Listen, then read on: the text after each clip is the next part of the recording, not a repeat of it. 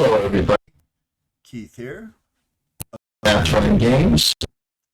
This is the first in a ongoing series of games where I teach and play the MBT Panzer system by GMT Games. First off, I want to talk about what they are. MBT and Panzer are the same system. If you know Panzer, if you know MBT, you know Panzer. Now, if you know Panzer, you don't necessarily know MBT because MBT builds on Panzer. MBT keeps things from Panzer and adds more. The reason is MBT is a simulation of modern warfare in the 80s, and Panzer tank combat became more complex over time. So they add different things. MBT adds different things to Panzer, like MBT adds reactive armor, special armor types. The air phases are a lot more complicated. So Panzer would be a better game to start with. And then once you start with Panzer, you go to MBT. But I'm going to assume you have MBT. And what I'm going to do is I'm going to keep adding things or changing things. So I go through all the various rules. So I'm going to start with the basic game. And the second game I play, I might add command spanners. And every time I do a video, I'm going to add something new. I'm also going to make available the rule book. The rule book for MBT is available from GMT's website. I'm going to mark that up, and I'm going to make available the actual rules I was using for that scenario. So I'm going to take the MBT rule book and I'm going to highlight the rules I was using for that scenario, so you can know the exact rules I was doing. And I'd like to put a link in the description to that. I'm going to put a link there. It won't be a clickable link because I believe I need 100 subscribers for that. But once I get 200 subscribers, It'll be a clickable link, and you'll be able to see the rules. You'll be able to have a copy of the rules with the exact rules that I'm using highlighted. So what I'm going to go over briefly is just an overview of the MBT Panzer system. Again, I'm starting with MBT because I bought MBT, but MBT is the more complex system because it adds modern aspects of modern warfare that Panzer doesn't have. But if you know MBT, you know Panzer. Panzer is World War II era. MBT is 1986 era, Cold War era. They use the same rules. The rules, MBT takes the rules from Panzer, uses them, and builds on it. So let me go over some basics about the game. so I have Pulled up here on the right the command sequence, the sequence of play. First, there's a spotting phase. That's fairly straightforward. You have to, in order to do a fire command, you have to have a spotted unit. I'm going to get into commands next. So you give units commands. There are 4 types of commands. Number 1 is movement. That unit is going to move, and that's all it's going to do. It's not going to fire. It's just going to move. Number 2 is fire. You already see a spotted unit in the first turn, so that unit's going to fire as a unit. Number 3 is short halt. Short halt is you're going to fire and then do a move. So the fire is going to have penalties because it's a more quick shot, and then the movement phase is going to be halved. You're going to have half the movement points approximately. So you have the fire command, the move command, the short haul command, and the overwatch command. The overwatch is for opportunity fire. It keeps the other side honest. So that's the initiative phase. Then you'll have the air phases. So in the basic game, this first game, we're not going to have any air units. Then you have the combat phase. In the basic game, you only have you only have tanks basically in the first game. Then you have combat, movement, and then you have the adjust phase. And that's it. The key thing is the use of commands. You give, in the basic game, everybody has a command, and you give it one of, again, I'll go over them, actually 5 different commands, which is basically, one's basically NA, which you don't give any command, but the commands you have are fire. In order to fire, you have to have spotted a unit. Move, the unit moves. Short halt, the unit fires and then moves. And then overwatch, which is like opportunity fire. You need to be in overwatch in order to be able to do opportunity fire. So those are the commands. The phases go spotting phase. You have to spot a unit if you want to do a fire command. So you spot, you do the command, give the commands to your units. Basic game, every unit has a command. More advanced game, you have a reduced number of commands based on your command structure. Initiative phase, the initiative phase is basically a straight up dice roll to see who goes first, who's the first player, and who's the second player. The interesting thing is that the command phase is before the initiative phase. So you don't, when you're giving your units commands, you don't know who's going to go first. Then you have the air phase. I'll go over this briefly, but we're not going to be using air units right now. Helicopters, there are 2 air phases. Helicopters can move and act like ground units, basically. They move and shoot, and they can move and shoot during the first air phase and the second air phase.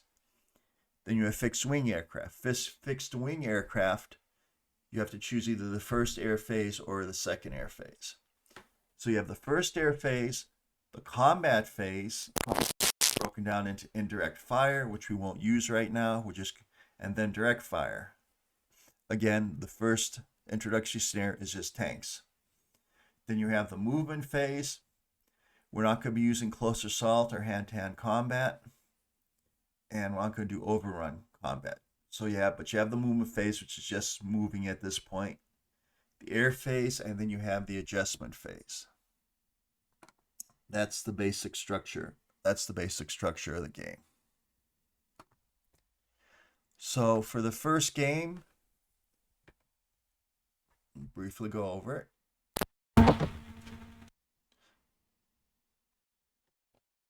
You have 2 forces. You have the Warsaw Pact forces and the United States forces. The United States forces start on one side of the board.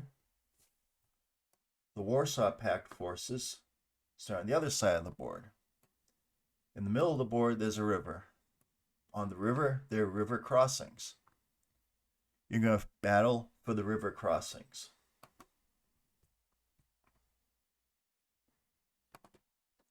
I'm going to go up north here, and I broke the initial setup down.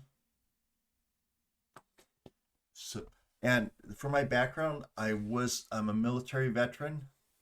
I was in the military for over 22 years. My last unit was with the CAV unit. I was supplied for a CAV unit. So the way I broke this down was you have 3 platoons. One platoon, this is a company size unit. You have 3 platoons of M1 tanks. And I label my units 1, 2, 1, 1, 1, 3. So that's the first platoon. Second platoon, 2, 2, 2, 1, 2, 3. Third platoon, 3, 1, 3, 2, 3, 3. So those are your tank platoons. And you have a 4th platoon of tanks. 4, 1, 4, 2, 4, 3. Then you have 2 command vehicles. One command vehicle is going to be the first sergeant. One command vehicle is going to be the XO. No, one command vehicle is going to be the commander. One command vehicle is going to be the XO. I believe you have a 3rd command vehicle here, which would be the first sergeant's vehicle. So you have 4 platoons of 3 M1s each. You have 2 command vehicles. Actually, you have 3 command vehicles. One command vehicle will be the commander's vehicle, commander's track. One command vehicle will be the XO's track, and the other command vehicle will be the first sergeant's track. So that's the way I set this up. I put each platoon by itself. 3 platoons. Over here on this hill, between the 1st and 2nd platoon, I have the commander's track and the 1st sergeant's track. I put the XO with my 4th platoon, and the 4th platoon is between the 2nd and 3rd platoon. And they're each going to have objectives. Here are your objectives. These two, this ford and this bridge, are one set of points. This bridge and this bridge are another set of points, and this ford as another set of points is another source of points. So you want to either capture these or destroy enemy units. Down here, the structure is a little bit different. They have one command track. Yep. And they have, let me just make sure. Yep, they have one command track and 3 platoons of 4 vehicles. So their Command structure is a little bit different. The game we're playing at right now, the command structure isn't as important because the basic game, each tank has its own command. However, in the more advanced game, things become a little bit more complicated because you have the command span, but that's actually an optional rule, I believe. This game is just move and fire, move and fire, move and fire. Now, units can share a command if they're within a command radius. I'm not sure this is an actual optional rule. So there is no sharing of commands. So in the basic game, each vehicle has its own command to simplify things. So we're going to stay with that. So each vehicle has its own command. And the first phase is going to be the spotting phase. I'm going to just have the Americans go first. So the first phase is the spotting phase.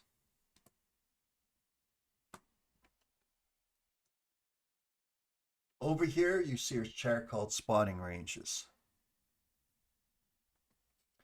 And you have 3 types of vehicles you can spot. 3 types of targets you can spot. You can spot a vehicular unit, large unit, or a small unit. For the basic game, we only have vehicles. And then at level 0, that's the basic spotting range. So you can spot vehicles up to 20 hexes. And then depending upon the type of cover, that will move either up or down. So light cover, it's -1, medium cover, it's -2, heavy cover, it's -3. So if you're in heavy cover, you'll start at level 0 and you go up to -3, and then you go across. And a vehicle under heavy cover can only be spotted to a range of 3 hexes. A vehicle with light cover can only be spotted to a range of 10 hexes. The other modifiers in the basic game are whether they moved. If they moved, you go up 2 levels. So a tank can be seen up to 40 hexes away if it's moved. If it's fired, it'll be +3, but you can only go up to +2 here, so it'll be 40. Let's say you have a vehicle that fired and it's in medium cover. So you'll start at 0, medium cover -2. It fired +3, so you go up to 1. So that vehicle that's in medium cover that fired can be spotted up to a range of 30. And there are more rules for other types of units, but we just have vehicles in this first scenario. And if you look over here to your left is the terrain effects chart. And there's a line for cover, and that's the amount of cover it gives. that's all Cover for this video. Don't want to give you too much. So we went over the sequence of play.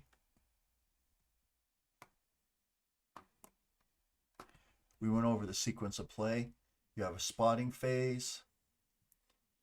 You have a command phase. The 4 possible commands are fire, move, overwatch, and short halt. Overwatch gives you opportunity fire. Short halt is a move and fire command. Your initiative phase to see who goes first. It's a straight up dice roll unless you're at higher levels. Then you have the air phase, no air units in this basic game. Combat phase, no indirect fire phase in the basic game. We're just going to have the direct fire phase. It's tank on tank, armored vehicle against armored vehicle.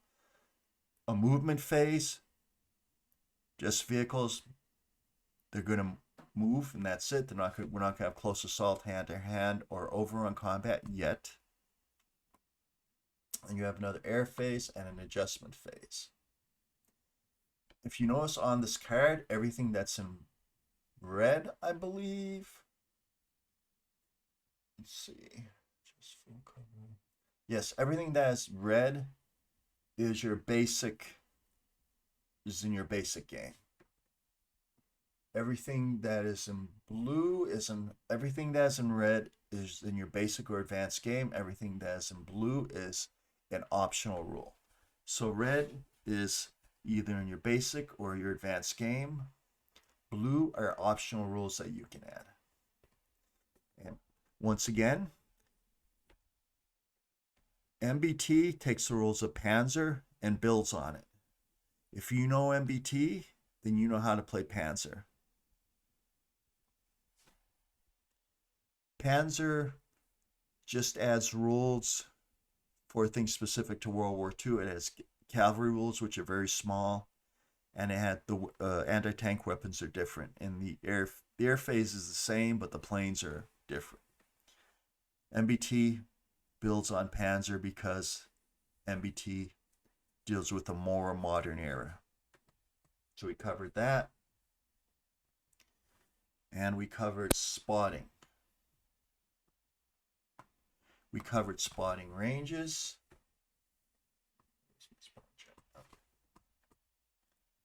We covered both spotting ranges. In the initial scenario, we just have the vehicle type. You start at level 0, they can be spotted up to 20. The modifiers are the type of cover they're in. -1 for light, -2 for medium, -3 for heavy. If they moved, you got +2 and +3. And that goes up and down, and that'll adjust the range they can be spotted at. You have a terrain effects chart that tells you what type of cover they're in. Next video, I'm going to be going over line of sight. I think line of sight, once you get line of sight for this game, you're golden. I think line of sight's the trickiest part of this game. So next, I'm going to have one specific video devoted to line of sight, and then I'm going to go on with the other phases, and then I'm going to play an actual game. I thank everybody. I look forward to doing these videos. Thank you for watching my Panzer Blitz videos. I'm going to be doing more of them too. Thank you very much. Bye-bye.